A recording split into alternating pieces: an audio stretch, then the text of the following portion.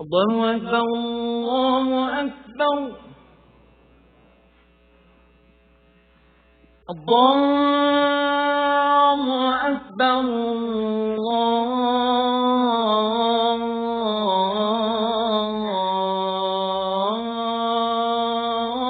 الله أكبر أشهد أن لا إله إلا الله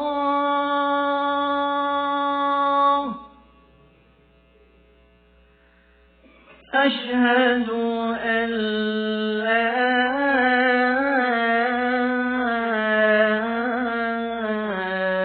إله إلا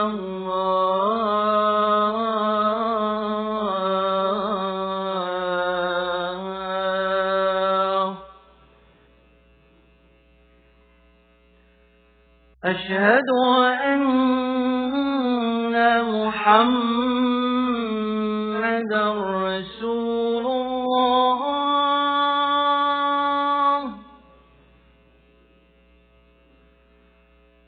أشهد أن محمدا رسول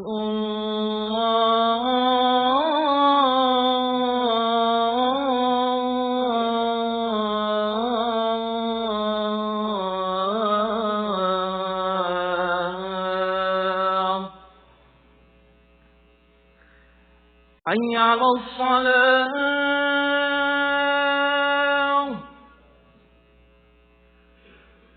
حي على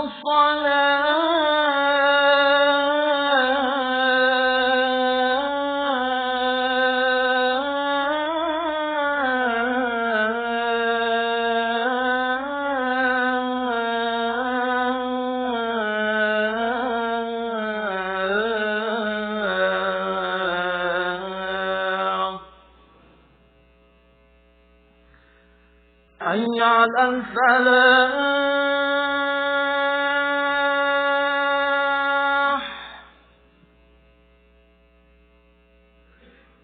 حي على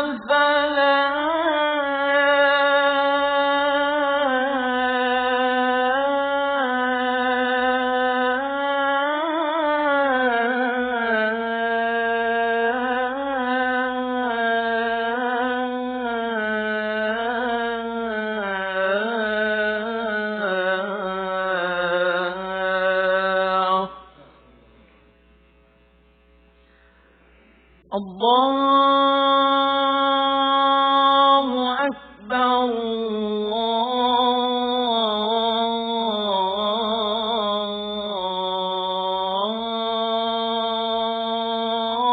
الله أكبر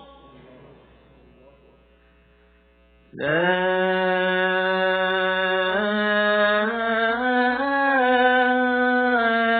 إله إلا الله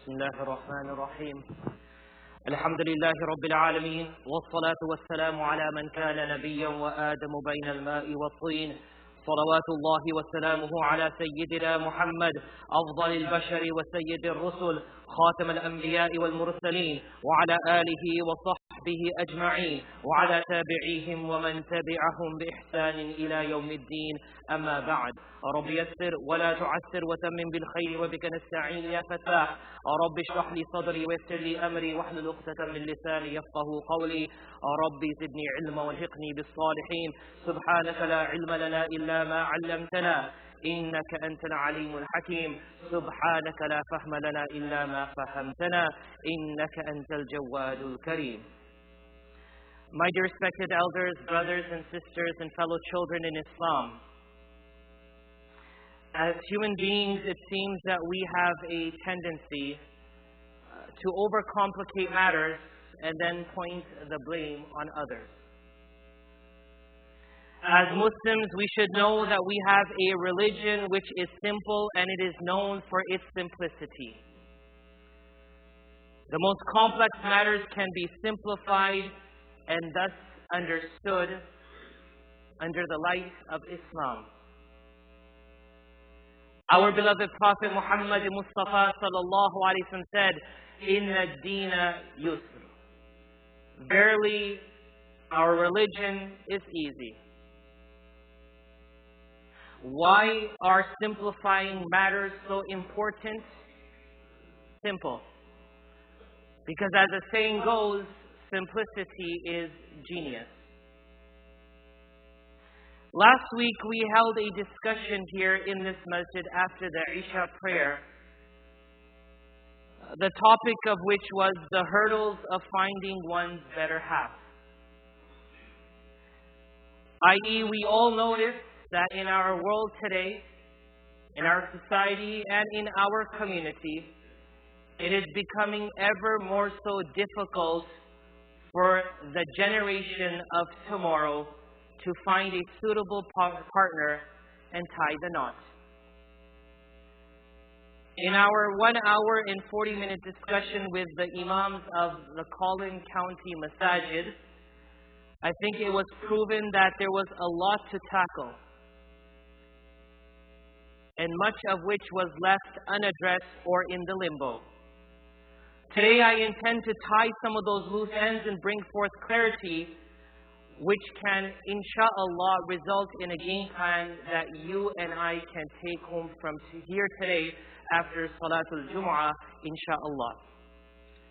For amongst us there are those who are looking to marry, and those who will be looking very soon in the near future to marry. There are also those parents whose children are looking to marry, or parents whose children will soon be looking to get married. So I believe this topic today, in light of the fact that children are off of school and we have them here with us today, and also the parents, I believe this is a topic of relevancy for all of us. I ask Allah subhanahu wa ta'ala to open our hearts and minds to understand what is the truth, to acknowledge the truth, to accept the truth, and to live by the truth. Ameen ya Rabbil Alameen. Now, as I begin discussing the 4 areas that I want to talk about, those being complications, criteria, customs, and costs, I want to present a disclaimer, and that is that I'm not here targeting the young adults, nor am I here demonizing parents. There is a lot of blame to go around on both sides. I think it's imperative we understand that from this point onwards. Understanding the same hadith that our Prophet Muhammad sallallahu alaihi wasallam said, walan means never, lan, not la, not lam, lan. ولن يشاد الدين أحدا إلا غلبه. Anytime we make a matter which Islam simplifies complex, it becomes something that you can no longer handle. I.e., those matters end up overpowering you. Today, a topic which is seldom discussed in our homes is marriage and gender relationships. For some odd reason, we don't like talking about this. And we think our children are too young, even though they're in their teens or they're young adults, they're too young to have this conversation with. Let me tell you something. If you have a TV at home, or your children browse the web on a computer or a tablet or a cell phone, just look at what they're looking at. You can turn to Disney Channel, not 10 o'clock at night, 10 o'clock in the morning, and you'll see Mickey Mouse and Minnie Mouse smooching.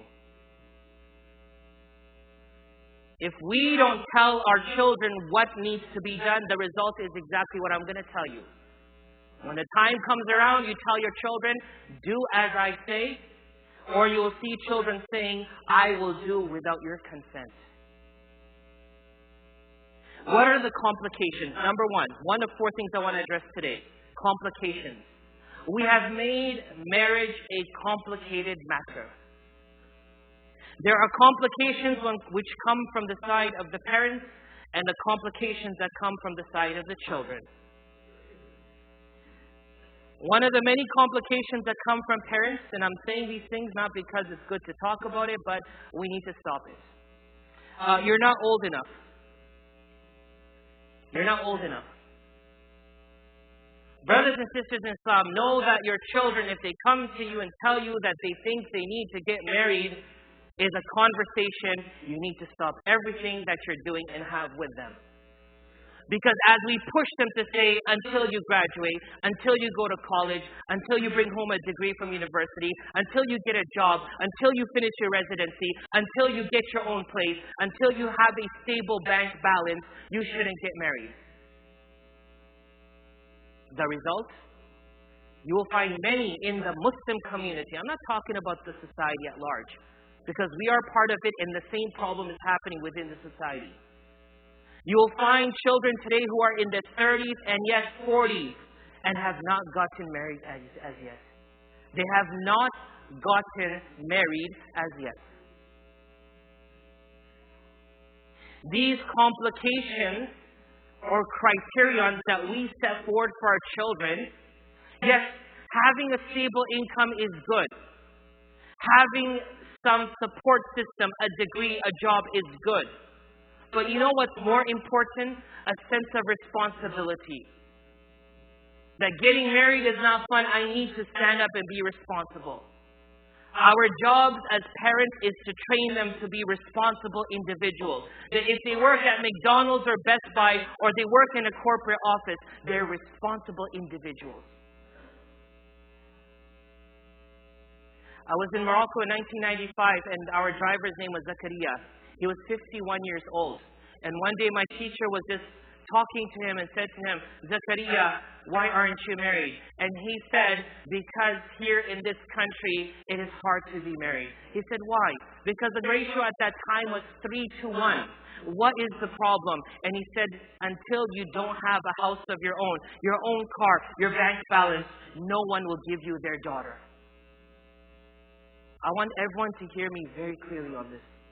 When Allah subhanahu wa ta'ala says in the Holy Quran, وَإِذَا الْمَوْءُودَةُ سُئِلَتْ بِأَيِّ ذَنْبٍ قُتِلَتْ.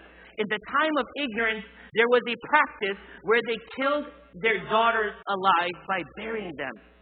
They buried their daughters alive. Today, I believe, وَأْدُ الْبَنَاتِ, burying your daughters is now happening in a whole new shape and form, i.e. preventing them from getting married.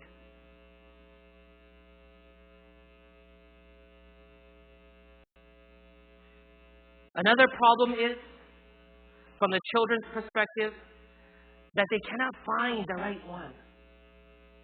What does it mean to find the right one? I think this is also overcomplicating matters. With websites and services such as eHarmony, they tell you need to find compatibility. Islam talks about compatibility. It's known as kufu. It's in our Islam that knowledge level, age, finances, these things need to be taken into consideration. But let me say something to the young ones. You can never find a perfect partner with whom you can test the waters for 15 to 20 years and try all the problems and solve all the problems to give you that determination that this marriage is going to happen. It doesn't work like that. This is not Cinderella. And this is not a fantasy fairy tale. Marriage is about the effort that entails in making this relationship work.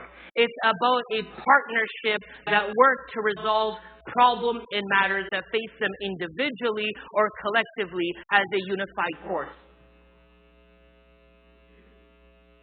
So perfection doesn't come. Perfection is made. It's an effort. Number 2, moving on beyond complications to criteria. Many people use the hadith that we also talked about, and I want to brush on last week, which in the Prophet Muhammad sallallahu alaihi wasallam said, hadith of Sahihain, a woman may be married for 4 reasons: for her wealth, her lineage, her beauty, or for her religion. So marry the one who is best in the religion and character, and you will prosper. So this was a topic that we could not complete, and many had asked questions in regards to it. What does it mean to be religious? How can I tell that my daughter is going to the home of someone who will uphold religion? Is there a test that can be taken? Is there a gauge that can gauge that? No. It's not an exterior feature. Rather, it's the internalization of what it means to be three things. Number one, God-fearing. Meaning that individual that your son or daughter wants to marry knows that there is a law above all laws and above their own self-made laws, and that is the law of Allah. This is a criteria of religion. That the person knows that what they do, Allah is seeing. I always tell parents, how do you know that you succeeded with your children? How do you know that you're sending them forward into the world as good human beings and good Muslims? One criteria. That they leave your homes knowing that Allah is watching them. That's all they need to know. If they know that, then they will do right, insha'Allah. So the first criteria is God-fearing. They know that Allah is watching, hence they cannot do what we see happening in our society today. Number two, their character, their actions, their ways are inspirational and motivational to the other. The husband and the wife have to be a support system to each other. So the person that you marry your daughter off to or give your son to should not be someone that can pull them down. And number three, the basics of our religion is instilled in that person. They know they have a duty to Allah subhanahu wa ta'ala. And they know they have to pray. Today praying is like the bar. Oh, mashallah, my child prays. And everyone has to pray. It's part of our duty as a Muslim. It's not something that's enforced upon us. It's something that is important for me to communicate to my Lord and to worship Him. Hence, I can better my physical, mental, and spiritual state.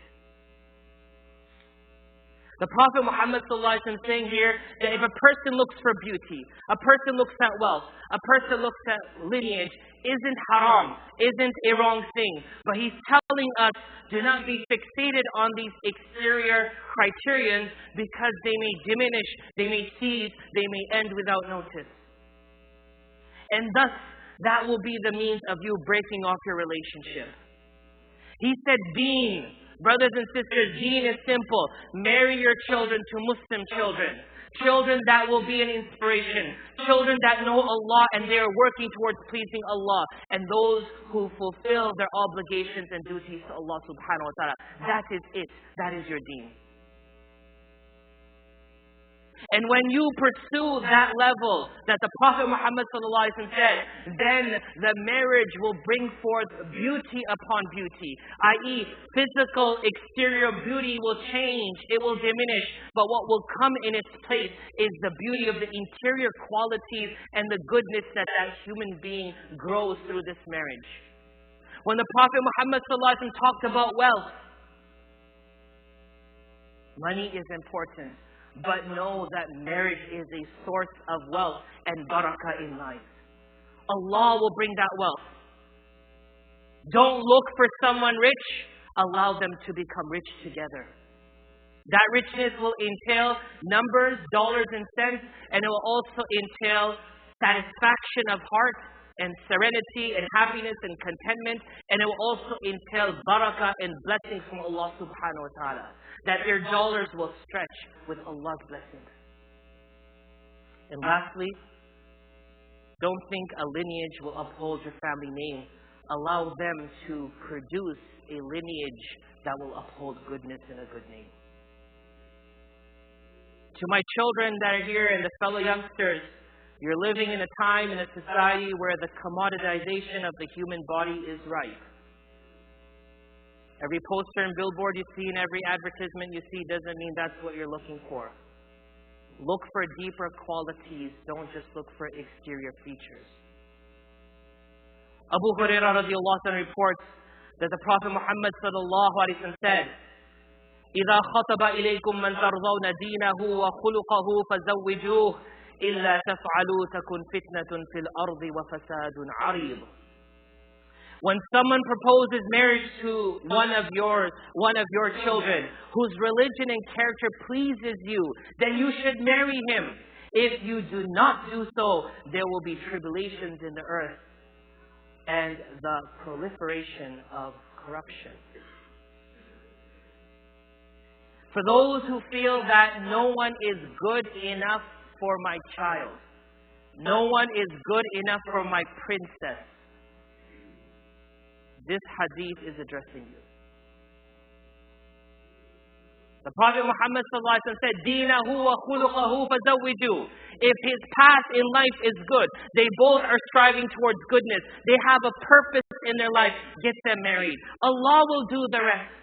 You cannot assure with guarantee that this is going to work. Only Allah can. But put the steps forward. Allow them to take it from there. Number 3, we talked about complications, criteria, and now on to customs.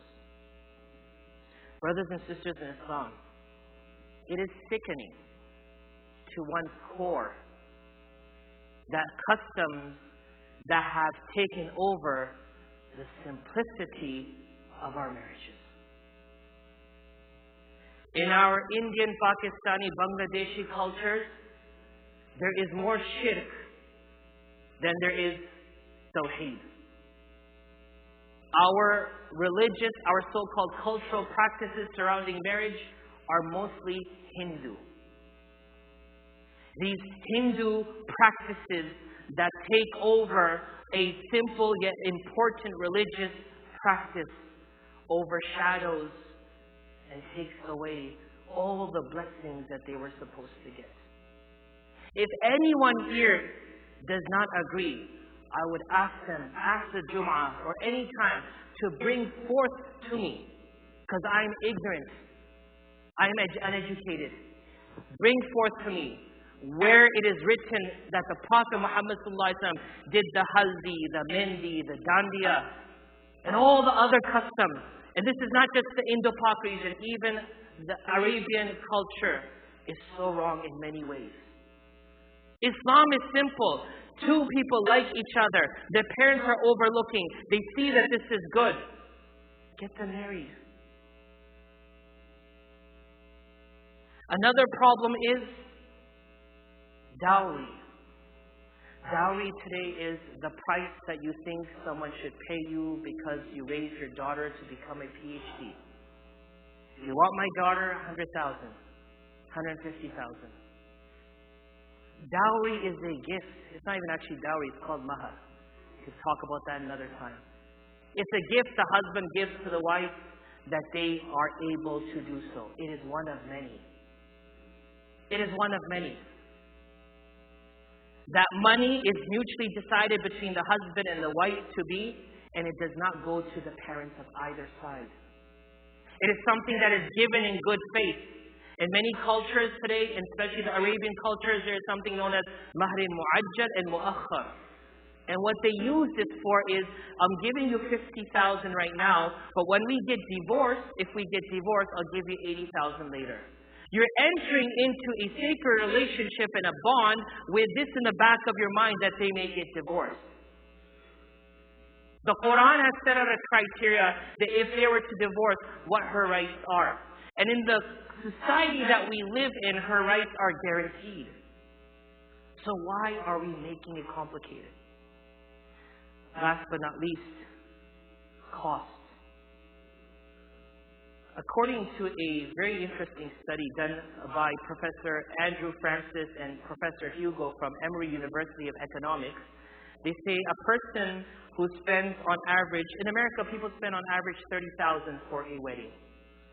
And they found in their study that when a person spends lavishly on a wedding, especially if the guy drops like $2,000 to $4,000 on an engagement ring, their likelihood to get divorced goes up 1.3 times more. And they found that weddings that were kept simple and cheap actually lasted. Let's go to what the Prophet Muhammad sallallahu alaihi wasallam said. أَفْضَلُ النِّكَاحِ بَرَكَةً أَيْسَرُهَا مَؤُونًا. That the most blessed marriages are the most least expensive marriages. The ones in which you spend less. I wish time permitted, but I want you all to check on Twitter. Check Rizwan Pelwan. This is his Twitter handle. He was in the news just last week because him and his wife got married on 20,000 rupees. And he tweets about it. It's just amazing how he put forth a budget of 20,000. His friend cooked. He bought the chicken. His wife cooked.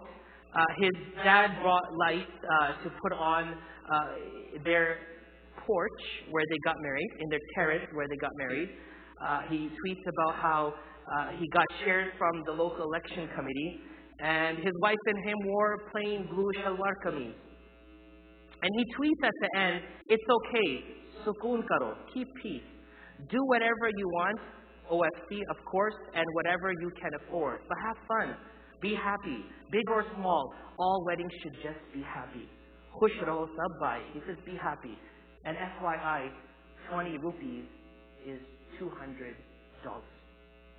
May Allah subhanahu wa ta'ala allow us to understand the beauty of our deen, the simplicity of our deen, and remove from us those criterions and complications that we have put forth through ignorance and culture, and allow goodness to prevail in our world and our society. Ameen ya Rabbil Alameen.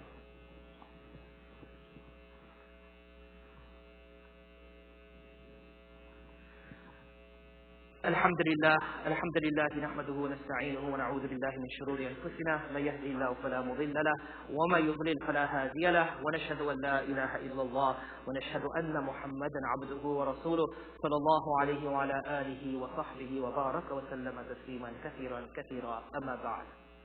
Brothers and sisters in Islam, the parents' responsibility is to guide their children as they grow and not to dictate them. We are not dictators over our children. As they grow older, our tarbiyah changes phases. From mentoring them, educating them, showing them what's right, and now seeing how they make their decisions.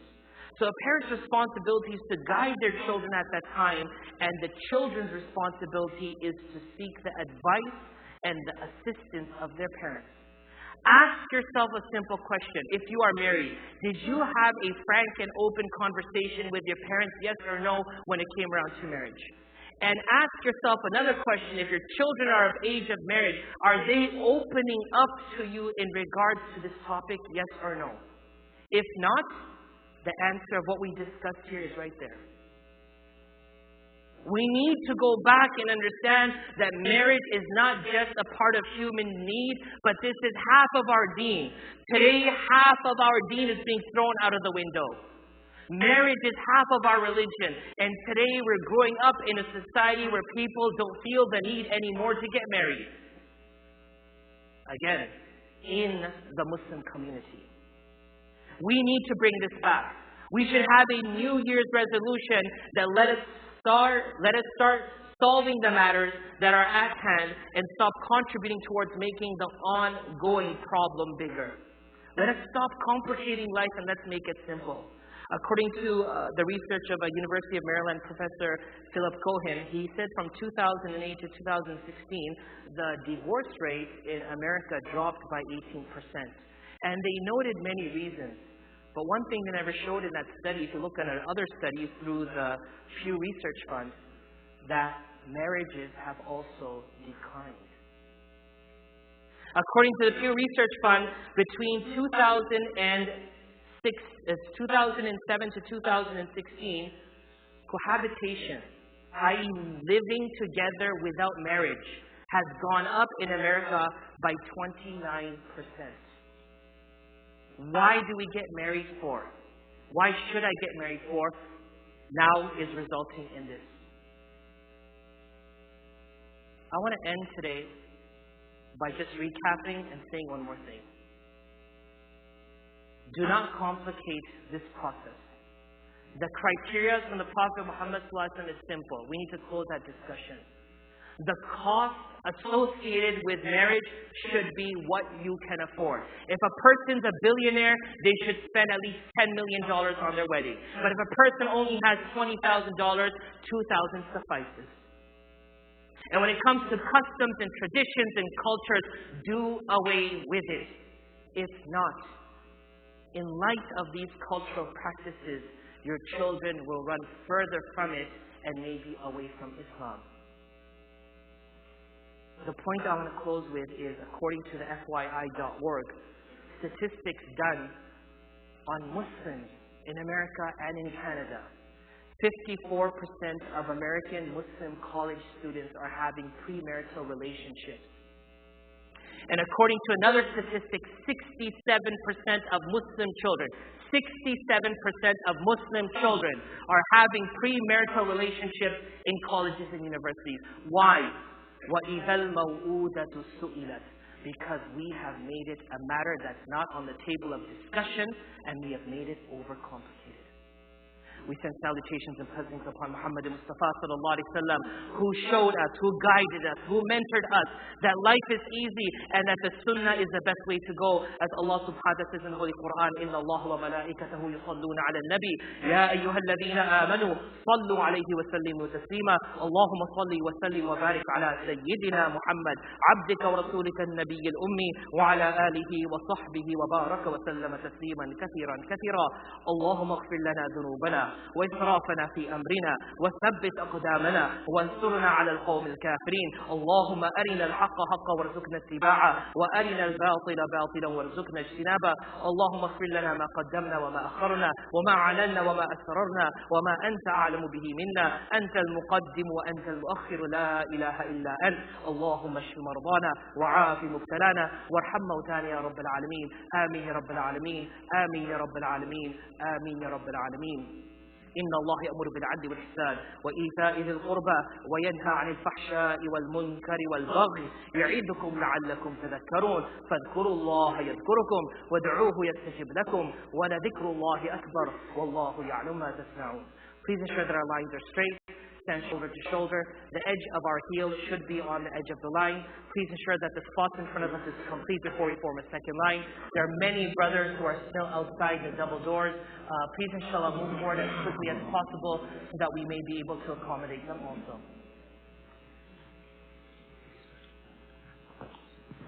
Allahu Akbar, Allahu Akbar. Ashhadu an la ilaha illallah. أشهد أن